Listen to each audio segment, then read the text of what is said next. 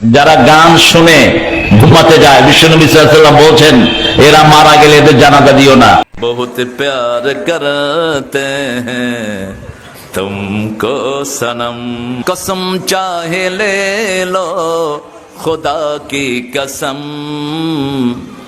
আল্লাহ তাআলা গান বাজনাকে হারাম করেছেন। সূরা লোকমান 31 নম্বর সূরা আয়াত নম্বর 6, বাইহাকি মিশকাত 4503 নম্বর হাদিস। রাসূলুল্লাহ সাল্লাল্লাহু আলাইহি ওয়াসাল্লাম তিনি বলেন আল্লাহ তাআলা গান বাজনাকে হারাম করেছেন। তাই মুমিন ব্যক্তির কাজ হচ্ছে গান বাজনা থেকে নিজেকে দূরে রাখা। সূরা কাসাস 28 নম্বর সূরা আয়াত নম্বর 55, সূরা ফুরকান 25 নম্বর সূরা আয়াত নম্বর 72, সূরা মুমিনুন 23 নম্বর সূরা আয়াত নম্বর 3।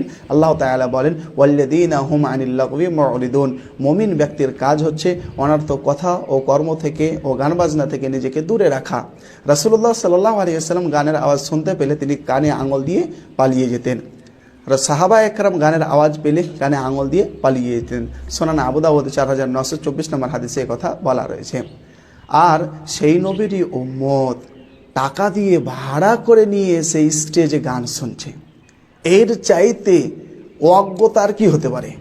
আর এই বক্তা সম্পর্কে রাসূলুল্লাহ সাল্লাল্লাহু আলাইহি ওয়াসাল্লাম সেই মুসলিম শরীফের 213 নম্বর হাদিসের মধ্যে বলেছেন ইয়াবিউদিনাহু বিআরাদিন মিনাদ দুনিয়া, কিয়ামতের পূর্বে মানুষ ধর্মকে বিক্রি করে খাবে। তিরমিজি শরীফে বলা রয়েছে ইয়াকতালুনা দুনিয়া বিদ্দিন, ধর্মকে নিয়ে ব্যবসা শুরু করবে। আর এগুলো ব্যবসা না তো কি? যেমন জিনার মাধ্যমে ইনকাম করা হারাম, এই ধরনের বক্তাকে ডেকে যুবক যুবতীকে গান শুনিয়ে আদায় করাও হচ্ছে হারাম।